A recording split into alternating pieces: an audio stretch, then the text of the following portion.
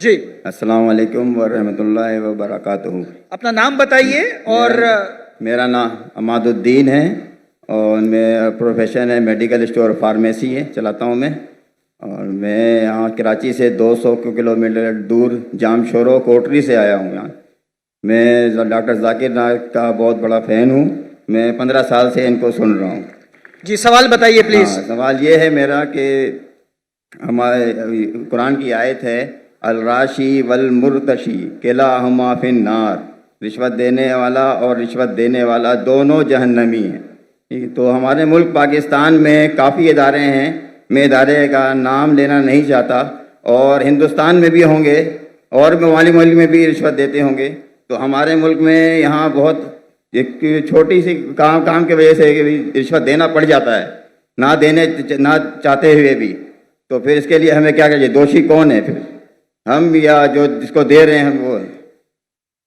भाई साहब ने कोई कुछ चीज़ अरबी में कही और कहा कुरान में लिखा रिश्वत देने वाला और रिश्वत लेने वाला जहन्नम में। मैं इसी कोई कुरान मजीद की आयत नहीं जानता, हदीस में लिखा हुआ है। कुरान मजीद में जहाँ लिखा है रिश्वत हराम है वो सूरह बकरा है, सूरा नंबर 2 आयत नंबर 188। अल्लाह ताला फरमाते डोंट यूज योर वेल्थ, आप अपनी दौलत का इस्तेमाल मत करो हाकिम जज को अपने जजमेंट से तब्दील करने के लिए ताकि आप दूसरे लोग की दौलत खा सके। Do not use your wealth as a bait for जजेस in order to eat other people's wealth.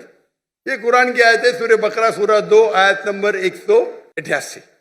ये जो बोले रिश्वत लेने वाला देने वाला नार में है, हदीस है, कुरान की आयत नहीं। जी सॉरी सर। आप समझे ना? जी सर। तो अरबी में आपने क्या बोला मैं समझा नहीं। हदीस में आता है, कुरान में भी रिश्वत हराम है, हदीस में भी आता है, लेकिन ये हदीस में कहा नहीं निकलेगा नार में जाएंगे। ये लिखा है कि आप अपनी दौलत को इस्तेमाल मत करो जज को बेट देने के लिए, रिश्वत देने के लिए, बेट रिश्वत देने के लिए, ताकि आप दूसरे की दौलत हजम कर सके। सूरा बकरा सूरा नंबर 2 आयत नंबर 188 188। आपका सवाल था क्या रिश्वत देने वाला गलत क्या रिश्वत लेने वाला गलत? ये सवाल था आपका। जी सर। दोनों? जी सर। दोनों गलत, लेने वाला भी गलत देने वाला भी गलत। बहुत मजबूरी होता है कि इस वजह से देना पड़ जाता है सर, वरना काम नहीं होता। छोड़ दो काम को। आमतौर के ऊपर रिश्वत देना हराम है, लेकिन ये आयत का आप मुताला करेंगे तो कई उलमा कहते हैं इसमें लिखा है आप रिश्वत मत दो अगर आप किसका माल हड़प कर सके। तो कुछ रिश्वत जायज है, कुछ मिसाल के तौर पे आपका लाइसेंस नहीं बन रहा है और आप जानते हैं मैं गाड़ी चलाना जानता हूं, ये हर टाइम मुझे फेल करता है। जी सर। उसके उसके पहले मिसाल दूंगा, मैं पहली बार जब पाकिस्तान आया था 1991 1991 में 1991 में आया था मैं, तो मेरे पास बहुत लगे था, किताबें थी, कुरान थी, तो मैं ट्रेन में चढ़ा, ओवरवेट था, तो टीसी आता है, टिकट टिकट। उस टाइम तो कौन जाकिर नायक को जानता ही नहीं था, आज तो माशाअल्लाह जाऊंगा तो सब पहचानेंगे। उस टाइम कौन जानता ही नहीं था, टिकट टिकट ये क्या है, वजन करो ज्यादा हो गया। तो कूली मुझे बोला भाई साहब। जी सर। कूली ने बोला भाई साहब मुझे 50 रुपया दे दो मैं पास कराऊंगा। मैं बोला रिश्वत गलत है। तो वो टिकट वाले ने मुझे अंदर लेके गया, मैंने मेरी दावती काम शुरू किया। बाहर निकले, वो उसने कहा, वो टिकट कलेक्टर ने, एक शर्त पे आपको छोड़ूंगा, आपको मेरे साथ चाय पीना पड़ेगा। तो मैं बोला ठीक है। बाहर निकला चाय पी के, वो टिकट वाला कितना पैसा दिए? 100 रुपया दिए ना? नहीं दिया। कितना दिए? नहीं दिया। झूठ क्यों बोलता है? उसको यकीन ही नहीं कि टिकट वाला बिना पैसे मुझे छोड़ेगा, इतनी रिश्वत है यहाँ। अब समझे? जी सर। वो तो मुझे जानता ही नहीं था मैं डॉक्टर जाकिर नाइक हूं, बराबर ना? कितना पैसा दिया? नहीं दिया। कितना दिया? बोलो ना साहब। 200 रुपया दिया? नहीं दिया। बोलो ना साहब। झूठ क्यों बोलता है? मुझे झूठ बोलते अने सब पाकिस्तान को 100% पता है कि रिश्वत के बिना छोड़ेगा नहीं, लेकिन अल्लाह की जब मदद रहती है तो छूट सकता है। समझे अपना? मेरे पास कुरान की किताब थे, तर्जुमा थे, बांटने के लिए लेके आया था, समझे ना? तो ये गलत फहमी कि रिश्वत के बिना काम नहीं होता है। माशाल्लाह मैं तो रिश्वत देता ही नहीं हूं, लेकिन उलमा क्या कहते हैं कि अगर वो रिश्वत से आप दूसरे का हक नहीं मारते तो इजाजत है, मिसाल के तौर पे आपको लाइसेंस, गाड़ी का लाइसेंस है, आप गाड़ी चलाना जानते हैं, तो ये भाई रिश्वत दे के छोड़ेगा नहीं। आप रिश्वत देते तो आप गुनहगार नहीं, लेने वाला गुनहगार। सर यही पूछना था। लेकिन ये बहुत कम मौके से, बहुत कम। ओवरवेट के रिश्वत दूंगा तो मैं गुनहगार, क्योंकि मेरी गलती है। आप समझे ना? जी सर। अगर ओवरवेट को टिकट कलेक्टर में रिश्वत दिया, मैं क्या करूंगा? 500 दंड भरूंगा। मजबूरी क्या है भाई? ओवरवेट क्यों लेके गए आप? क्यों लेके गए? अभी आपको मिसाल दूंगा। मैं आ रहा था, हमारा 1000 किलो था। पीआई के मैंने सीईओ से बात किया, नाम नहीं लेता हूं। कौन? सीईओ, कंट्री मैनेजर से बात किया। डॉक्टर साहब आपके लिए कुछ भी करूंगा। मैं बोला ठीक है भाई, 6 लोग जा रहे थे। मैंने बोला भाई 500-600 किलो ज्यादा है। हाँ हाँ डरो मत, मुझे 50% डिस्काउंट दूंगा। मैं बोला भाई 50% डिस्काउंट के बदले में और 4 लोग को लेके आऊं, और सस्ता पड़ेगा ना। बोला देने का तो फ्री दे, मतलब मत दे। ठुकरा दिया मैंने। पीआई पाकिस्तान एयरलाइन, अरे इंडियन में कोई भी गैर मुस्लिम मुझे देखेगा तो फ्री में छोड़ेगा। ये है इंडिया। गैर मुस्लिम डॉक्टर जाकिर नाइक को देखेगा, 1000 किलो 2000 किलो छोड़ देता है। ये पाकिस्तान है। गवर्नमेंट का गेस्ट हूं मैं, मेरे वीजा पे लिखा स्टेट गेस्ट, और आपका सीईओ पाकिस्तान का बोलता है 50% डिस्काउंट देगा। चार्ज कर रहे 110 रिंगेट 1 किलो का। मुझे इतना दुख हुआ कि पाकिस्तान में मैं आ रहा हूं, doctor Zakir Naik state guest है, और वो 300 किलो छोड़ नहीं सकते, बोलते 50% डिस्काउंट देंगे। मुझे नहीं चाहिए तेरा डिस्काउंट। मैंने 6 लोग और लेके आया, मेरा सामान लेके आया। सच बोलने को मुझे दुख होता है, बट ये पाकिस्तान का हाल। इंडिया में वो हिंदू मुझे देखेगा, डॉक्टर साहब है, जो भी कहेंगे सच कहेंगे, सच के सिवा कुछ नहीं कहेंगे। ये इंडिया है। आज के तारीख में भी मोदी गलत है, इंडियन नहीं। इंडिया गलत नहीं है, मोदी गलत है। मोदी आज है, कल नहीं रहेगा। जो इज्जत मुझे इंडिया में मिलती है, पाकिस्तान के लोग चाहते, मुझे ये कहता हूं मैं, चाहते पाकिस्तान के लोग मुझे। नारे तकबीर, अल्लाह, जाकिर नाइक से रिश्ता क्या? ला इलाहा इल्लल्लाह। जब हम दावत करते हैं ना इंडिया में, हिंदू लोग मेरे पांव छूते। मैं बोला भाई गलत है, भाई हराम है। बोलते डॉक्टर जाकिर नाइक की बैग नहीं खोलेंगे हम।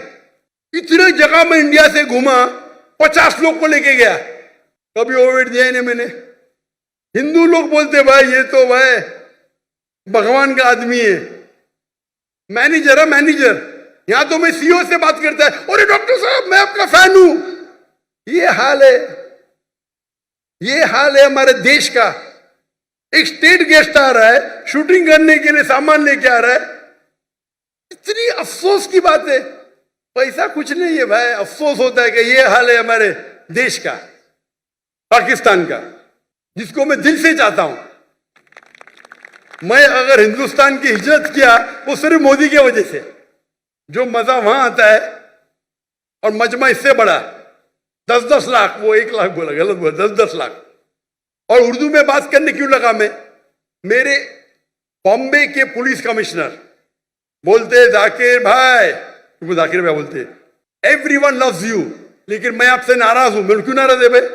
आपका मैसेज आप हिंदी में देना चाहिए, उर्दू में क्यों? आपके चाहने वाले इतने, आप उर्दू में तकरीर करो तो मैं खुश होऊंगा। तो क्योंकि बंबई का हिंदू पुलिस कमिश्नर 2004 या 5 की बात है, मुझसे जबरदस्ती करा आप हिंदी में उर्दू में तकरीर करो तो मुसलमान और हिंदू सुधरेंगे। और फिर मैं शुरू किया तकरीर करने का उर्दू हिंदी में, एक हिंदू के बोलने से, उसकी मोहब्बत से। तो हिंदू और मुस्लिम में इतना अच्छा भाईचारा है इंडिया में। ये कुछ पॉलिटिशियन का प्रॉब्लम है, पॉलिटिशियन। तो मुझे मोदी से गिला शिकवा है, तो मोदी अगर गलत है तो इंडिया को क्यों गलत करे भाई? मोदी गलत है, और इंशाल्लाह आगे रहेगा नहीं, इंशाल्लाह। आप समझे ना? तो आप अगर देखेंगे कि वहां भी हम जितने बड़े प्रोग्राम हम मुंबई में कि दुनिया में किधर नहीं किए, और मोदी ने आके बन गया। हम बड़े बड़े कॉन्फ्रेंस किए माशाल्लाह। तो ये पॉलिटिक्स, और मैं पॉलिटिक्स के करीब भी नहीं हूं। तो जहां तक के रिश्वत का सवाल है, आपका अगर कोई चीज अटक गया जो हक है, उसमें अगर रिश्वत देते, बहुत कम टाइम ऐसा होता है, और तो रिश्वत लेने वाला गलत देने वाला को अल्लाह ताला इंशाअल्लाह माफ करेगा, मैं लेकिन वो भी नहीं मानता हूं। लेकिन अक्सर इंडिया में, पाकिस्तान में जानता नहीं हूं मैं, इंडिया में मैं कहता हूं क्या करप्शन है ये, आप जानते पाकिस्तान में शायद और है। कोई भी मुस्लिम अगर 2 लाख रुपए से ज्यादा कमाता है और धंधा करता है, 95% वो हराम करता है, रिश्वत देता है। आप समझ रहे, रिश्वत के बिना गाड़ी चलेंगी ही नहीं। रियल एस्टेट के अंदर इंडिया में रिश्वत हो तो मैं मेरे बहुत से धंधे माशाल्लाह, कोई भी धंधे में रिश्वत देता नहीं हूं मैं, कोई धंधा करता ही नहीं हूं, क्या मजबूरी। रियल एस्टेट में रिश्वत, जो अक्सर धंधे में रिश्वत। हमारा मेडिकल प्रोफेशन था माशाल्लाह, उसमें भी रिश्वत है। अगर मैं रिश्वत दूंगा तो 5 गुना ज्यादा कमाऊंगा। अरे अल्लाह ताला झोली में डालता है तो क्या रिश्वत देना, पैसे की मोहब्बत ही क्या। तो अक्सर लेकिन जितने रिश्वत होते धंधे वाले, बिजनेस के, ये 95% हराम है। अगर आप बिजनेस में आपका लाइसेंस पास करते, आप दूसरे के लाइसेंस को रोक रहे, तो अक्सर जितने रिश्वत है वो हराम है। लेकिन अक्सर बिजनेस में, चाहे इंडिया में और पाकिस्तान में, हराम काम करने पड़ता है अक्सर। मेरा उसूल क्या है, अगर आप रिश्वत देके कमाते हैं 1 अरब रुपया, पूरा 1 अरब भी आप अगर डोनेशन में देंगे तो भी नेगेटिव में रहेंगे। रिश्वत देने का आपको नेगेटिव 1000 पॉइंट मिला, डोनेशन देने का प्लस 100 पॉइंट मिला, आप नेगेटिव 900 पॉइंट हो गए। इसीलिए अल्लाह ताला फरमाते हैं गरीब इंसान को जन्नत में जाना आसान है, अमीर इंसान की हिसाब किताब होगी। अभी मेरे बिजनेस में पार्टनर अल्लाह ताला, मेजर शेयर उनका है, तो मुझे फर्क ही नहीं पड़ता नुकसान या फायदा। अब समझ रहे, मेरा बिगेस्ट शेयर होल्डर अल्लाह सुब्हानहू ताला है, मुझे तो चैरिटीज देने का है, तो अल्लाह ताला मेरी झोली में डालता। मैं लेक्चर भी करता, अल्लाह ताला यहां से पैसा देता, वहां से पैसा देता। लेकिन दावती काम के लिए बहुत पैसा लगता है, चाहने वाले बहुत है मेरे। लेकिन रिश्वत आमतौर पे देने वाला भी जहन्नम में, लेने वाला भी, अनलेस आप अपने हक के लिए रिश्वत देने में अगर आप किसका हक मारते हो, और अक्सर रिश्वत में हक मारते हो। मिसाल के तौर पे आप टेंडर दिए, टेंडर में कोई आपका क्लर्क आपको टेंडर के लिए, टेंडर का मैं अमाउंट बोलूंगा, आपको पैसा देता है, ये हराम है। या आपका लाइसेंस अटक गया, लाइसेंस पास करने के लिए आप कोई मिनिस्टर को पैसा देते हैं, हराम है। तो इसमें दोनों गलत, देने वाला लेने वाला। तो अक्सर रिश्वत में दोनों गलत होते, देने वाला लेना। चंद ऐसे किस्से है या वाकये है जिसके अंदर आप अपने हक के लिए लड़ रहे। आपको ड्राइविंग आती है, जानबूझ के आपको फेल कर रहा है, जब तक मैं पैसा नहीं दूंगा ये पास नहीं करेगा, उस टाइम आप कुछ पैसे देते हैं तो इंशाअल्लाह अल्लाह आपको माफ करेगा, लेकिन लेने वाले को हराम है। लेकिन आमतौर पे रिश्वत देना लेना दोनों हराम है। Hope the answer the question.